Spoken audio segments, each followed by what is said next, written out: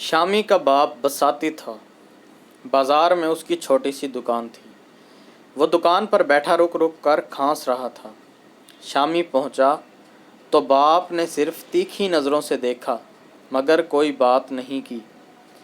شامی نے خدا کا لاکھ لاکھ شکر ادا کیا کہ مصیبت اس کے سر سے صاف ٹل گئی۔ وہ خاموشی سے دکان پر جا کر بیٹھ گیا۔ اس وقت دکان پر کوئی گاہک نہیں تھا۔ ذرا دیر بعد 7-8 سال کی ایک لڑکی سیپ کے بٹن خرید کر لے گئی مگر تھوڑی ہی دیر بعد واپس آ گئی۔ کہنے لگی، سیپ کے نہیں، پلاسٹک کے بٹن چاہیے ہیں۔ شامی نے پلاسٹک کے بٹن دے دیے مگر چند ہی منٹ بعد لڑکی پھر موجود تھی۔ اس دفعہ اسے بڑے بٹن درکار تھے۔ شامی نے بٹن تو دے دیے مگر جل کر اس کے ہاتھ میں چٹکی بھر لی۔ وہ تل ملا کر چیخی تو باپ کو بھی اس کی اس حرکت کا پتہ چل گیا۔ اس نے غصے سے آنکھیں نکال کر کہا، ابے او حرام کے تخم، تو اپنی حرکتوں سے باز نہیں آئے گا؟ وہ دیر تک گالیاں دیتا رہا اور شامی خاموش بیٹھا گالیاں سنتا رہا۔ اس کا باپ دمے کا مریض تھا۔ وہ دکان پر بیٹھا تمام دن کھانستا رہتا یا شامی کو گالیاں دیتا۔ زیادہ غصہ آتا تو 2-4 تھپڑ رسید کر دیے، ایک آدھ لات ٹکا دی۔ الفاظ کے معنی: گھگی بندھ جانا، ڈر کے مارے بول نہ سکنا، کھرا، عمدہ، صاف، بساتی، چھوٹی موٹی چیزیں بیچنے والا، تل ملانا، تڑپنا، بے چین ہونا۔ دوپہر کا سناٹا رفتہ رفتہ بازار میں پھیلنے لگا تھا۔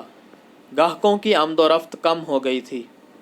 دکاندار لاپرواہی سے بیٹھے باتیں کر رہے تھے یا اونگھ رہے تھے۔ شامی کا باپ تو یوں بھی ہر وقت مجہولوں کی طرح پڑا رہتا تھا۔ اس وقت بھی وہ آنکھیں بند کیے پڑا تھا۔ اسی اثناء میں برابر والی دکان کے بساتی نے کھنکار کر اسے مخاطب کیا، اماں دلاور خان جمتی ہے؟ یہ جوا کھیلنے کی دعوت تھی۔ شامی کے باپ نے فوراً جواب دیا، یہاں کب انکار ہے؟ وہ بولا، تو پھر نکالو رقم۔ شامی کے باپ نے گلے سے روپیہ نکالا، لو یہ رہی رقم۔ دونوں نے 1-1 روپیہ نکالا، اپنا اپنا روپیہ صابن سے اچھی طرح دھو کر صاف کیا اور دکان کی گدی کے سامنے ایک صاف جگہ پر رکھ دیا۔ دونوں ذرا ہٹ کر پاس پاس بیٹھ گئے اور پوری توجہ سے دیکھنے لگے کہ مکھی کس کے روپیے پر بیٹھتی ہے۔ شرط یہ بدی گئی کہ جس کے روپے پر پہلے مکھی بیٹھ جائے وہ دونوں روپے اٹھا لے۔ کچھ ہی دیر بعد ایک مکھی اڑتی ہوئی آئی۔ شامی کا باپ گردن ہلا ہلا کر کہنے لگا، آؤ آؤ جانی، ادھر آؤ۔ دوسری طرف سے بھی ایسی ہی آواز آئی، ادھر کہاں چلی چھبیلی، ادھر آؤ جانے من، ادھر اے۔ مکھی اس وقت شامی کے باپ کے روپے پر منڈلا رہی تھی۔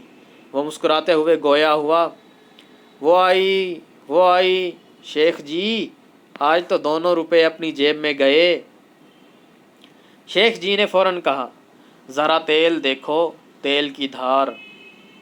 مگر اس کا چہرہ فک ہوتا جا رہا تھا، اس لیے کہ مکھی نے اس کے روپے کی جانب رخ ہی نہیں کیا۔ مکھی بھی بڑی ستم ظریف تھی، شامی کے باپ کے روپے پر برابر منڈلاتی رہی۔ الفاظ معنی: مجہول، مراد نشئی، شرط بدنا، بازی لگانا، شرط لگانا، چھبیلی، خوش اندام، تیل دیکھو، تیل کی دھار دیکھو، مثل مشہور ہے، ابھی انتظار کرو، دیکھو کیا ہوتا ہے۔ فک ہونا، رنگ اڑ جانا، پریشان ہونا، ستم ظریف، ظالم۔ مگر بیٹھی نہیں۔ شامی کے باپ کے دل کی دھڑکن کئی بار تیز ہوئی، کئی بار مسرت سے اس کی آنکھیں چمکیں، مگر بات نہ بنی۔ ادھر شیخ صاحب کی حالت دگرگوں تھی۔ مکھی دوسری ہی طرف چکر کاٹ رہی تھی، ایک بار بھی ادھر کا رخ نہ کیا، مگر وہ یہ کہہ کر اپنے دل کو ڈھارس دیتا رہا، بھائی وہ بیٹھے گی تو اسی روپے پر، बड़ी खरी कमाई का रुपया है। शामी का बाप बिगड़ कर बोला, और यहाँ तो हराम की रकम आती है, इसका पता तो अभी चल जाएगा। इस तरह शेखी बिगाड़ने से काम नहीं चलेगा। गुमटी वाले शाह जी से रुपया पढ़वा कर लाओ, तब शायद कुछ हो जाए। ये रुपया तो समझ लो अपनी जेब में गया, मगर उसका सारा तंतना धरा का धरा रह गया। मक्खी एक बार फुर से उड़ गई। शामी का बाप जल कर बोला, धत तेरी की। उसने मक्खी को एक अदद गाली दे डाली। शेख जी ने फौरन जलती आग पर तेल छिड़का। मैं तो पहले ही कह रहा था, अब चाहे तुम गाली दो या टसवे बहाओ, वो तुम्हारे रुपए पर बैठने के लिए आई ही नहीं थी। दोनों बच्चों की तरह चेहले कर रहे थे, एक दूसरे पर चोटें कस रहे थे। इसी असना में मक्खी फिर भिन भिनाती हुई आ गई। वही थी या कोई दूसरी, लेकिन इस दफ़ा जो आई तो सीधी शेख जी के रुपए की तरफ। वो इस तरह चिमकारने पिचकारने लगा जैसे वो वाकई उसकी बातें सुन रही हो। आ पिच पिच, मेरी जान, एक बार तो कलेजा ठंडा कर दे। मक्खी वाकई उसके चिमकारने में आ गई थी।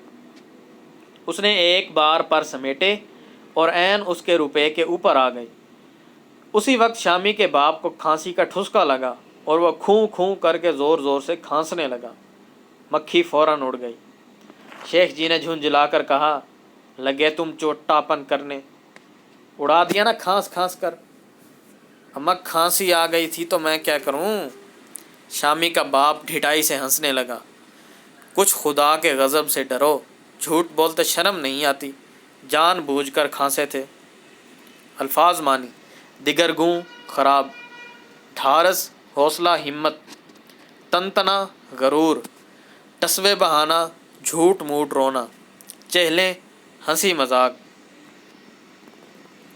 बात भी दरअसल यही थी।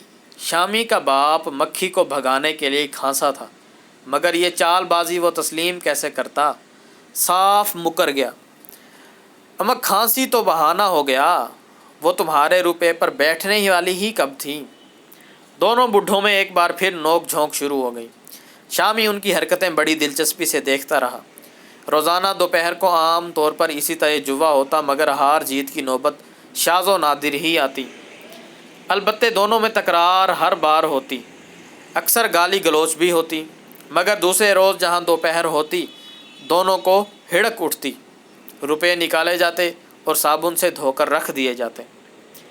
मक्खी शेख जी के रुपए से उड़कर ऐसी गई कि फिर न लौटी। किसी दूसरी मक्खी ने भी इधर का रुख न किया। दोपहर का सन्नाटा और बढ़ गया। बाजार की रौनक मुज़महिल हो गई। दोनों बैठे बैठे ऊँघने लगे। उन्होंने अपने अपने रुपए उठाए, आंखें बंद की और थके हुए से लेट गए। धूप अब सामने के रुख पर आ गई थी। दोपहर के सन्नाटे में कभी कभी कोई गाड़ी पहिए खड़खड़ाती हुई गुजर जाती। बाज़ार पर खामोशी छाई थी। सिर्फ ट्रंक और संदूक बनाने वाले कारखाने में धड़ाधड़ टीन की चादरें पीटने की आवाज़ें उभर रही थीं। खाली बैठे बैठे शामी का जी उकता गया। उसने बाप की जानिब देखा, वो बेखबर पड़ा खराटे ले रहा था। शामी अपनी जगह से उठा और चुपके से दुकान के बाहर आ गया। बाहर तेज़ बसंती धूप फैली थी। मौसम कुछ ऐसा था कि साए में बैठने से सर्दी मालूम होती और धूप में सूरज की सुलगती हुई किरणें जिस्म में सुइयों की तरह चुभतीं। दुकान से निकलकर शामी टहलता हुआ बाज़ार के दूसरे नुक्कड़ की जानिब चल दिया।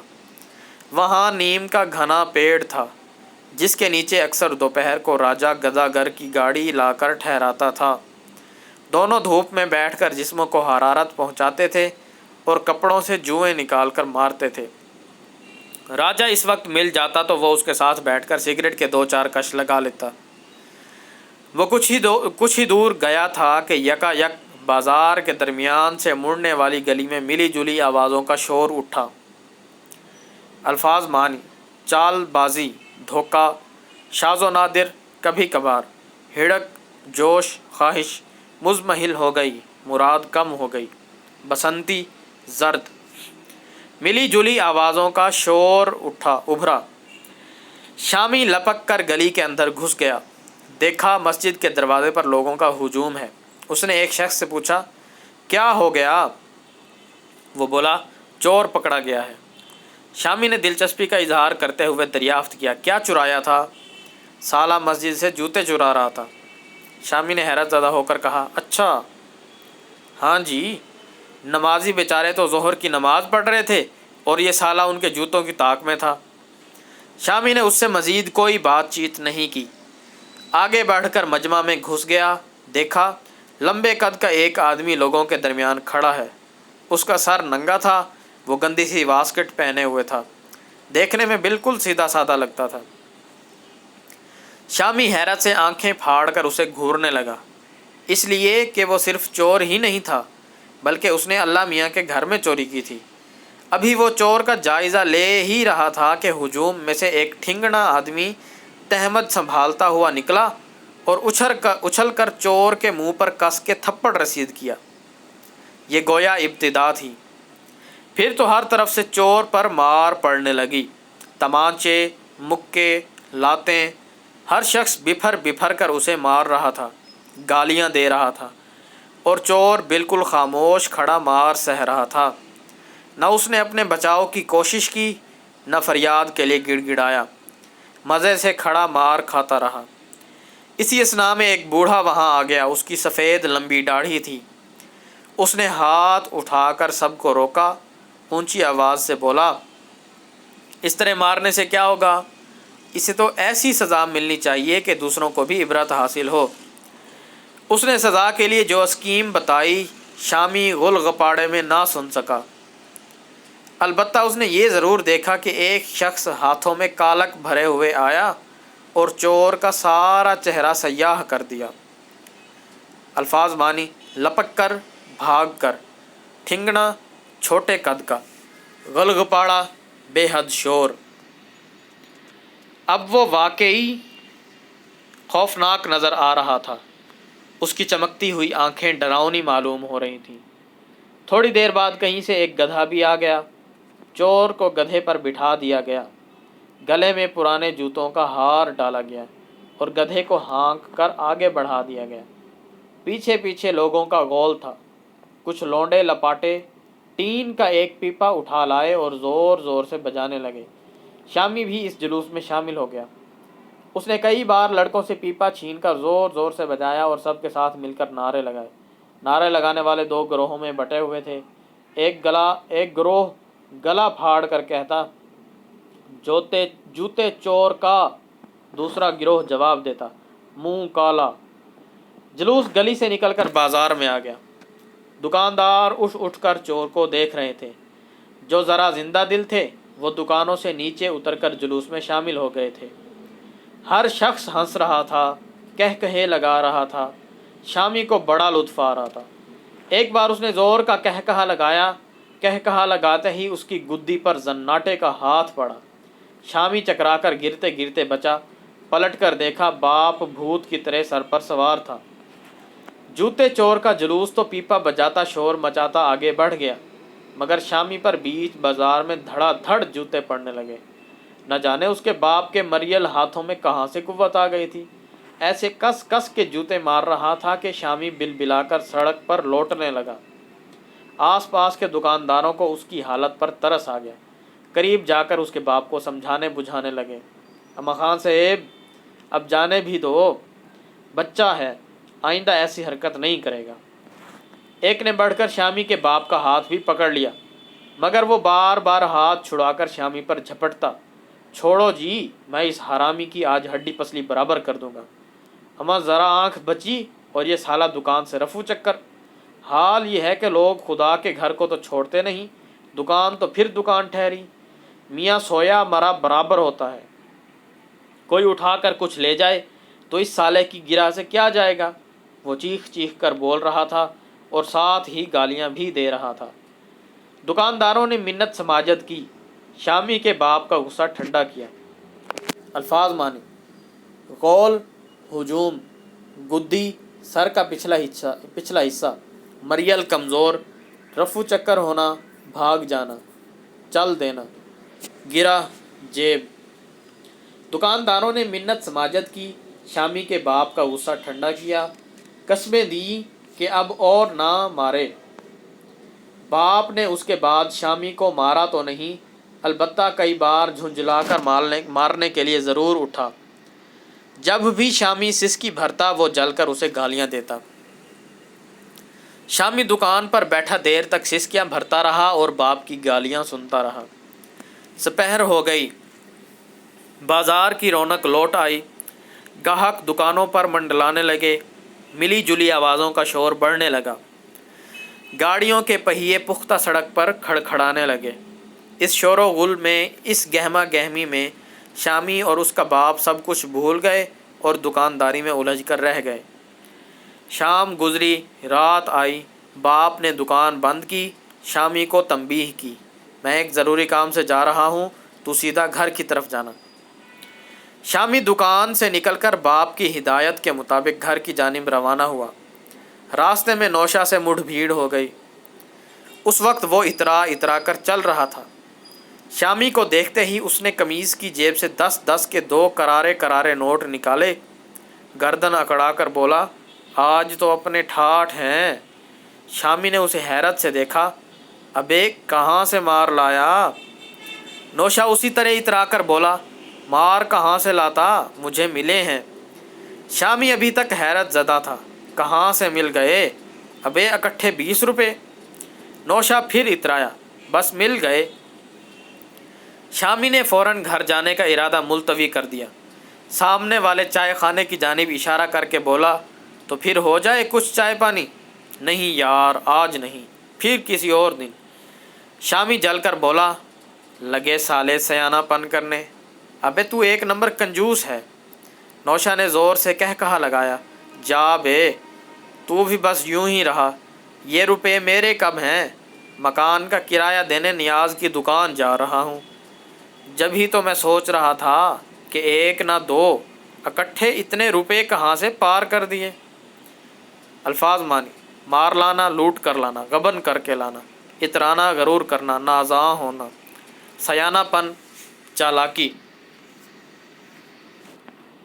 نوشا نے کہا، ابے چلتا ہے نیاز کی دکان تک، ذرا دیر کی تو بات ہے، چائے پلاؤ تو چلتا ہوں۔ مگر نوشا کے پاس چائے پلانے کے لیے پیسے نہیں تھے، لہٰذا شامی اس کے ساتھ جانے پر آمادہ نہ ہوا، وہ اپنے گھر کی طرف چل دیا۔ نیاز کی دکان بازار سے ذرا ہٹ کر گلی کے اندر تھی۔ پہلے وہ فرنیچر تیار کرنے والے ایک کارخانے میں ملازم تھا، مگر اب اس نے اپنی دکان کھول لی تھی اور پرانی اور استعمال شدہ اشیاء بیچنے اور خریدنے کا کاروبار کرتا تھا۔ دکان کے پچھلے حصے میں ایک کمرہ تھا، اس کمرے میں نیاز کی رہائش تھی۔ بیوی عرصہ ہوا فوت ہو چکی تھی، اولاد بھی اس نے کوئی نہ چھوڑی۔ شادی کے 2 سال بعد ایک لڑکی پیدا ہوئی جو 6 ماہ بعد نمونیا میں مبتلا ہو کر مر گئی۔ بیوی شادی کے بعد 8 سال تک زندہ رہی اور اولاد کی حسرت دل میں لیے ایک روز اللہ کو پیاری ہو گئی۔ نیاز نے اب تک دوسری شادی نہیں کی تھی، وہ کنواروں کی سی زندگی بسر کر رہا تھا۔ یوں وہ ابھی تک جوان تھا، اس کی عمر 35 برس سے کچھ اوپر تھی، البتہ جسم میں چربی بڑھ جانے کے باعث وہ اب کسی قدر بھدا لگتا تھا۔ کام بھی کچھ ایسا تھا کہ زیادہ جسمانی مشقت نہ کرنا پڑتی، تمام دن دکان پر بیٹھے بیٹھے گزر جاتا۔ صرف اتوار کو وہ نیلام میں جاتا تھا یا کبھی اتفاقیہ سودے کے سلسلے میں دکان سے نکلتا، لیکن ایسا کبھی کبھار ہوتا تھا۔ کہنے کو تو وہ کباڑیا تھا، مگر کام دراصل کرتا تھا چوری کے مال کی خرید و فروخت کا۔ اس وقت نیاز کی دکان میں لالٹین روشن تھی، وہ کسی گہری سوچ میں ڈوبا ہوا تھا۔ نوشا دکان میں داخل ہوا۔ نیاز نے دیکھتے ہی پوچھا، ابے آج کیسے آنا ہوا؟ الفاظ مانی، بھدا، نامناسب، برا، مشقت، محنت، کباڑیا، پرانا سامان بیچنے والا۔ نوشا نے اس کی بات کا کوئی جواب نہ دیا، چپ چاپ قمیص کی جیب سے 2 نوٹ نکالے اور اس کو دے کر بولا، اماں نے 2 مہینے کا کرایہ بھیجا ہے۔ 2 مہینے کا کیوں؟ نیاز نے ناگواری سے کہا، سارا حساب کیوں نہیں صاف کیا؟ نوشا نے ماں کی ہدایت کے مطابق جواب دیا، انہوں نے کہا ہے بقیہ 2 مہینے کا کرایہ جلد ہی آ جائے گا، آپ فکر نہ کریں، ان سے کہہ دینا۔ اس طرح کام نہیں چلے گا، کرایہ وقت پر ملنا چاہیے ورنہ رہنے کا کہیں اور بندوبست کر لیں۔ نیاز چاہتا بھی یہی تھا کہ کسی طرح مکان خالی ہو جائے۔ اس کے پاس کئی ایسے ضرورت مند آ چکے تھے جو زیادہ کرائے کے علاوہ 1200 پگڑی دینے کو بھی تیار تھے۔ نیاز ایسا فائدے کا سودا ہاتھ سے نکالنا نہیں چاہتا تھا۔ محلے میں اس کے 2 مکان تھے جو اس نے ایک ہندو دکاندار سے بہت سستی قیمت پر خریدے تھے۔ فرقہ وارانہ فسادات کی خبروں سے مکانوں کا ہندو مالک بہت سہما ہوا تھا۔ وہ سندھی تھا اور کسی نہ کسی طرح ساری جائیداد اونے پونے بیچ کر بمبئی جانا چاہتا تھا۔ اس کے بال بچے پہلے ہی بمبئی پہنچ چکے تھے۔ نوشا واپس جانے کا ارادہ کر رہا تھا کہ نیاز نے پوچھ لیا، ابے نوشے، آج کل تو کر کیا رہا ہے؟ نوشا نے جواب دیا، عبداللہ مستری کے ورکشاپ میں کام سیکھ رہا ہوں۔ اچھا، کب سے؟ نیاز نے حیرت کا اظہار کیا۔ 6-7 مہینے ہو گئے، اب تو 20 روپے مہینہ تنخواہ بھی ملنے لگی ہے۔ یہ بہت اچھا ہوا، مگر عبداللہ تو ایک نمبر بدماش ہے۔ سنا ہے کاریگروں کو بہت مارتا پیٹتا ہے، پر اس نے کاروبار اچھا جما لیا ہے۔ جب یہاں آیا تھا تو ٹھیکیدار علی بخش کے ٹرک پر کلینر تھا۔ سالہ پاس کھڑا ہو جاتا تو ایسی بو آتی تھی کہ دماغ پھٹنے لگتا تھا۔ نیاز تیکھے لہجے میں رک رک کر بولتا رہا، میں نے تو اس کا وہ وقت بھی دیکھا ہے جب مدن خان کے گیراج میں تیری طرح معمولی کاریگر تھا، پھر اس نے اپنا علیحدہ گیراج کھول لیا اور دیکھتے ہی دیکھتے اتنا بڑا بنا لیا کہ کئی 100 گز پر پھیلا ہوا ہے۔ پھاٹک پر عبداللہ آٹو ورک شاپ کا یہ بڑا بورڈ لگا ہوا ہے، لیکن جب سے کاروبار چمکا ہے سالہ سیدھے منہ بات بھی نہیں کرتا۔ الفاظ مانی، اونے پونے کم قیمت پر گیراج مراد گاڑیوں کی ورکشاپ۔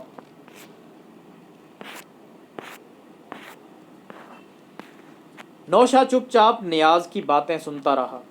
نیاز اسے بد ظن کرنے کی غرض سے کچھ دیر تک عبداللہ مستری اور اس کے کاروبار کے بارے میں اظہار خیال کرتا رہا۔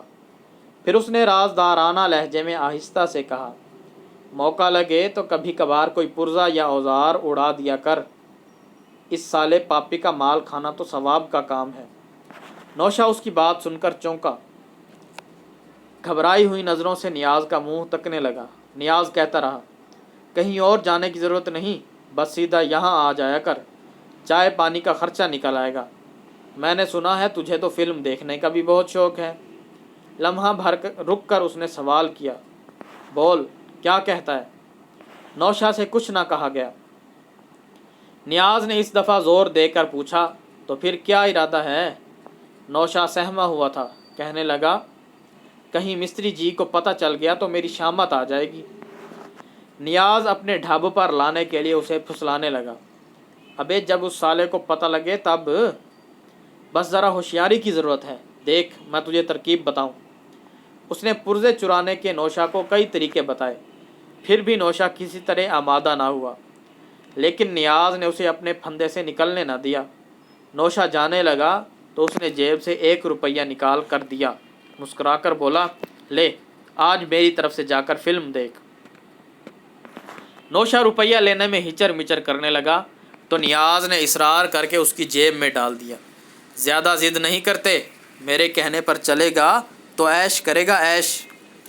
نوشا نے اس کی باتیں خاموشی سے سنی اور شرمایا ہوا سا دکان سے باہر چلا گیا۔ میونسپلٹی کی لالٹین کے نیچے محلے کے لڑکے جمع تھے۔ ممد جو ہوٹل میں بیرا گیری کرتا تھا مزے سے بیٹھا ماؤتھ آرگن بجا رہا تھا۔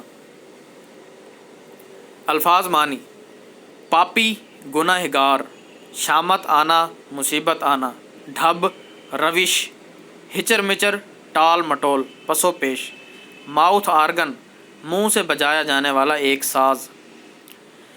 نوشا نے گلی میں داخل ہو کر دیکھا، راجا بھی وہاں موجود تھا اور منہ سے طبلہ بجا کر سنگت دے رہا تھا۔ نوشا پر ممد کا بڑا رعب پڑا، وہ بھی اس کے قریب جا کر بیٹھ گیا۔ ممد اس وقت ایک فلمی دھن بجا رہا تھا جس کے بول باجے کے سروں میں سے صاف نکل رہے تھے۔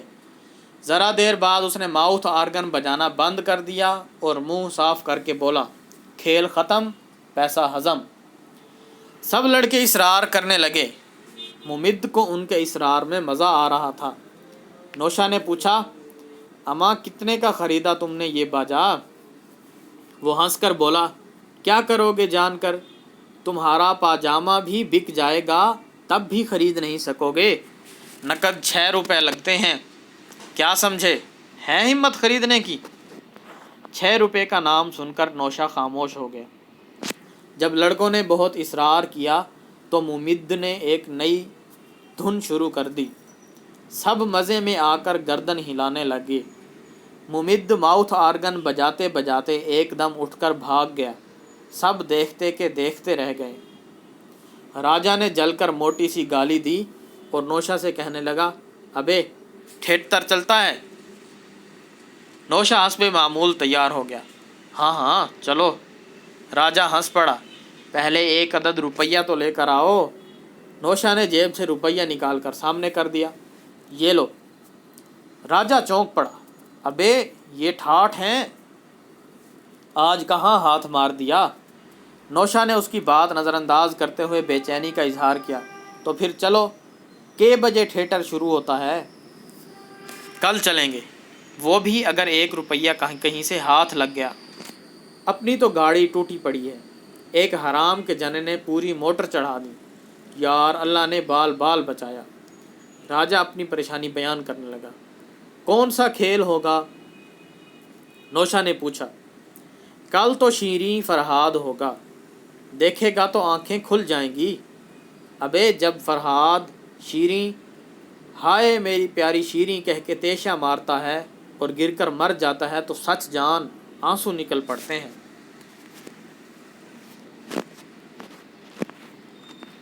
راجا نے سینے پر ہاتھ رکھ کر سارا منظر کچھ ایسی اداکاری کے ساتھ بیان کیا کہ نوشا حیرت زدہ ہو گیا۔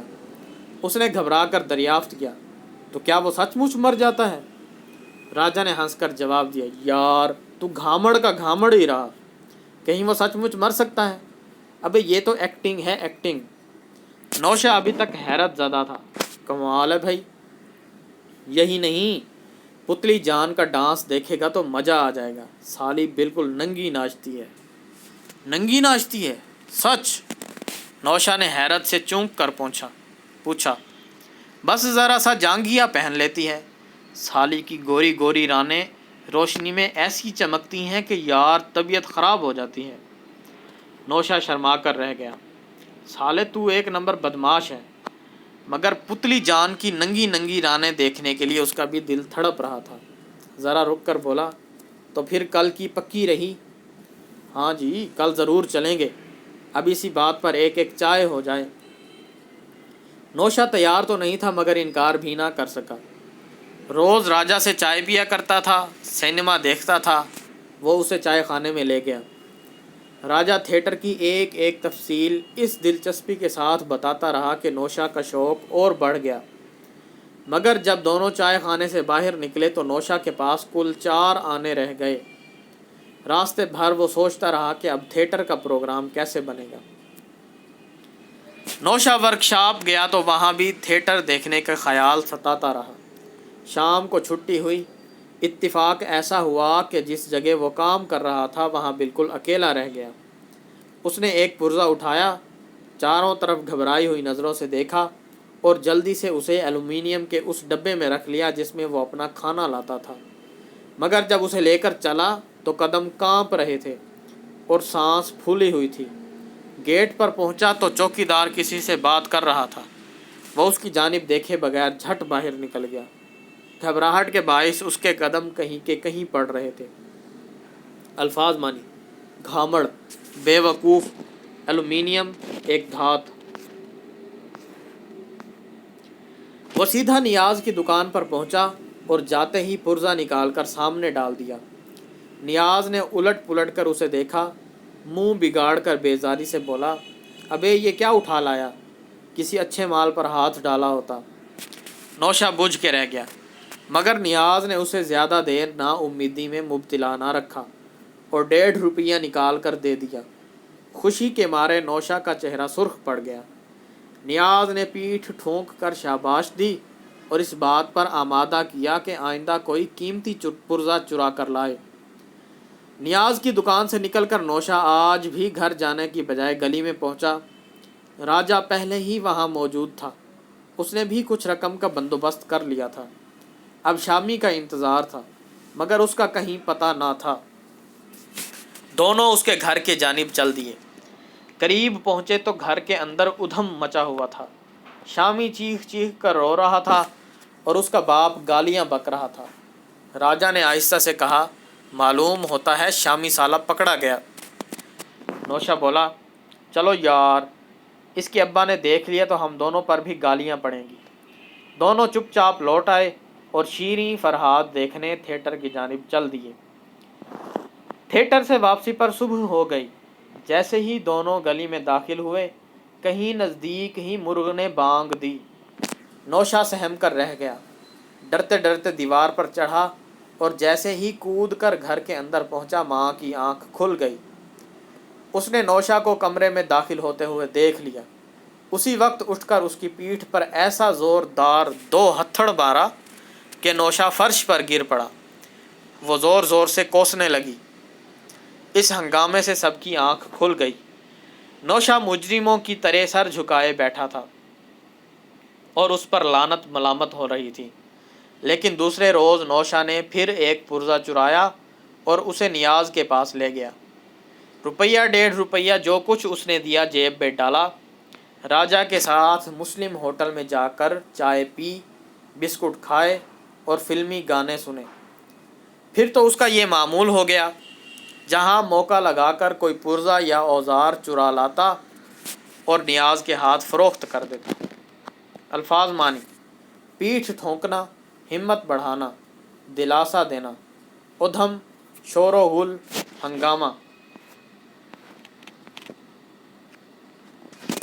اس رقم سے روزانہ نت نئے پروگرام بنتے اور رات بھر آوارہ گردی ہوتی۔ نوشا نے غور کیا کہ جب سے اس کی جیب گرم رہنے لگی تھی، شامی اور راجا دونوں کے انداز میں خوشامد آ گئی تھی۔ اب وہ اس کی ہر بات مان لیتے تھے۔ رفتہ رفتہ وہ ان کا سرغنہ بنتا جا رہا تھا۔ نوشا ابھی تک ورکشاپ سے واپس نہیں آیا تھا۔ پہر رات گزر چکی تھی، ہر طرف سناٹا چھایا تھا۔ یہ پہلا موقع نہیں تھا کہ اکثر ایسا ہوتا کہ نوشا صبح کا نکلا، رات کے پچھلے پہر اس وقت لوٹتا جب سب گھر والے سو جاتے۔ ماں اس کے انتظار میں بے چین بیٹھی تھی اور جھنجھلا جھنجھلا کر کوسنے دے رہی تھی۔ ناگاہ دروازے پر کسی نے دستک دی۔ انو نے باہر جا کر دیکھا، دروازے پر نیاز کھڑا تھا۔ اس نے ماں کو فوراً ہی اطلاع دی۔ ماں نے کہا، اندر بلا لو۔ ذرا دیر بعد نیاز گھر کے اندر آ گیا۔ اس نے نوشا کی ماں کو سلام کیا اور اس کے قریب ہی فرش پر بچھی ہوئی دری پر بیٹھ گیا۔ نیاز کا نوشا کی ماں سے کوئی سگا رشتہ نہیں تھا۔ نیاز کی بیوی رشتے میں سلطانہ کی ماموزاد بہن تھی۔ اس رشتے سے وہ نوشا کی ماں کا بھتیج داماد لگتا تھا۔ نیاز کو آئے ہوئے چند منٹ گزرے تھے کہ سلطانہ کمرے میں داخل ہوئی۔ اس نے دوپٹے سے سر ڈھانپا اور شرماتے ہوئے کہا، دولہا بھائی سلام۔ نیاز نے دیکھا تو دیکھتا ہی رہ گیا۔ وہ بہت عرصے بعد آیا تھا۔ وہی سوکھی مریل سی لڑکی جو بال بکھرائے گھر میں ڈھبر ڈھبر کرتی پھرتی تھی، اب چھٹ چھٹا کر پتھر کے مجسمے کی طرح سڈول ہو گئی تھی۔ اس کی آنکھوں میں ستاروں کی جھلملاہٹ اور چہرے پر چاندنی کی چھوٹ تھی۔ نیاز نے دل ہی دل میں کہا، یار یہ لڑکی تو اب قیامت بن گئی ہے۔ اس روز وہ اپنا سیکنڈ ہینڈ امریکن کوٹ پہنے ہوئے تھا، جس کی شکنیں صاف چغلی کھا رہی تھیں۔ الفاظ معنی: ناگاہ، اچانک، سگا بہت قریبی، سڈول خوبصورت، چھوٹ چمک دمک، چغلی کھانا مراد، کہنا، ظاہر کرنا۔ چغلی کھا رہی تھیں کہ اسے چند روز ہی پہلے خریدا گیا ہے۔ سر پر نئی جناح کیپ تھی، گردن میں گلو بند تھا۔ کباڑیوں کی اصطلاح میں وہ اس وقت بالکل ٹنا ٹن نظر آ رہا تھا۔ نیاز آیا تو مکان کے کرائے کا تقاضا کرنے کی غرض سے تھا، مگر سلطانہ اس کی نظروں میں ایسی کھب گئی کہ وہ کرائے کا سوال تک زبان پر نہ لایا، بلکہ جب نوشا کی ماں نے 2 ماہ کا کرایہ بر وقت نہ پہنچنے پر اظہار معذرت کیا تو وہ ہنس کر بولا، جب جی چاہے بھیج دیجیے گا، میں اس ارادے سے تو آیا نہیں تھا، اس طرف سے گزر رہا تھا، سوچا آپ کی خیریت معلوم کر لوں۔ نوشا کی ماں اپنی پریشانیوں کا دکھڑا رونے لگی۔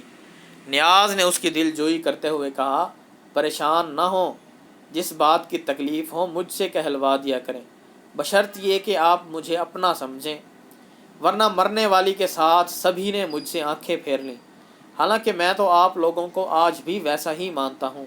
اس کے لہجے میں شکوہ تھا۔ نوشا کی ماں بولی، یہ تمہاری سعادت مندی ہے کہ تم ابھی تک سب کو اسی طرح سمجھتے ہو، ورنہ پاکستان میں بھائی کہاں کی عزیز داری، کہاں کا رشتہ، جسے دیکھو ایک دوسرے کی کاٹ میں لگا ہے، نہ وہ پہلی سی محبت، نہ میل ملاپ، ایسی آپا دھاپی ہے، ایسی نفسا نفسی ہے کہ میں تم سے کیا بتاؤں۔ دونوں دیر تک ایسی ہی گھریلو باتیں کرتے رہے۔ نیاز دوران گفتگو میں بار بار سلطانہ کی جانب چور نظروں سے دیکھتا رہا، جو ماں کے برابر خاموش بیٹھی تھی۔ ایک بار جب سلطانہ نے بھی شرمائی ہوئی نظروں سے اس کی جانب دیکھا تو نیاز تڑپ اٹھا۔ اس نے کوٹ کے بٹن کھول دیے اور سینہ تان کر جوان پٹھوں کی طرح ذرا اکڑ کے بیٹھ گیا۔ کسی تماش بین سے اس نے سن رکھا تھا کہ عورت پیسے کوڑی پر اتنا نہیں ریجھتی جتنا مرد کے جسم پر مرتی ہے۔ دکان سے وہ یہ سوچ کر چلا تھا کہ کھڑے کھڑے 2 باتیں کر کے واپس آ جائے گا، مگر اس کا ایسا دل لگا کہ اٹھنے کو جی ہی نہیں چاہتا تھا۔ جب وہ نوشا کے گھر سے نکلا تو رات خاصی بھیگ چکی تھی۔ ٹنا ٹن، الفاظ مانی ٹنا ٹن، مراد بنا ٹھنا، سجا ہوا، دل جوئی، تسلی، تسکین، سعادت مندی، فرما برداری، آپا دھاپی، اپنی اپنی فکر، نفسا نفسی، خود غرضی، ریجھنا، عاشق ہونا، متوجہ ہونا۔ ہر طرف سناٹے کا راج تھا۔ سنسان گلیوں میں کتے بھونک رہے تھے۔ اپنے کمرے میں پہنچا تو اسے تنہائی کا شدت سے احساس ہوا۔ ایک روز ناغہ کر کے تیسرے دن وہ پھر نوشا کے گھر پہنچا۔ جھوٹے موتیوں کا ایک ہار بھی لیتا گیا۔ ہار بڑی نفاست سے تیار کیا گیا تھا۔ نیاز نے اسے انگلستان واپس جانے والے کسی انگریز خاندان کے سامان سے نیلام میں خریدا تھا اور عرصے سے کباڑ خانے کی الماری میں پڑا تھا۔ نیاز نے ڈبہ کھول کر ہار نوشا کی ماں کے سامنے ڈال دیا۔ ہچکچاتے ہوئے بولا، آج ایک شخص زبردستی یہ ہار میرے سر چپکا گیا، دیکھیے کیسا ہے۔ نوشا کی ماں نے ہار ہاتھ میں لے کر دیکھا اور اس کی تعریف کرنے لگی، بڑا خوبصورت ہار ہے۔ سلطانہ لمحہ بھر تک اسے بے چینی سے دیکھتی رہی، مگر الہڑ لڑکی سے زیادہ دیر ضبط نہ ہو سکا۔ اس نے ماں کے ہاتھ سے ہار لیا، نظر بھر کر دیکھا اور گلے میں پہن کر ماں سے پوچھنے لگی، کیوں اماں، کیسا لگ رہا ہے؟ ماں نے اسے ڈانٹا، اے سلطانہ، تجھے تو کسی آئے گئے کا بھی ذرا لحاظ نہیں، کیسے جلدی سے ہار مٹکا کر بیٹھ گئی، اتار کمبخت، آنکھیں نکالے کیا دیکھ رہی ہے؟ نیاز کو تو ایسے ہی موقع کی تلاش تھی، کہنے لگا، پہنے رہنے دیجئے، مگر سلطانہ نے بجھے ہوئے دل کے ساتھ ہار اتار کر ڈبے میں ڈال دیا اور منہ لٹکا کر خاموش بیٹھ گئی۔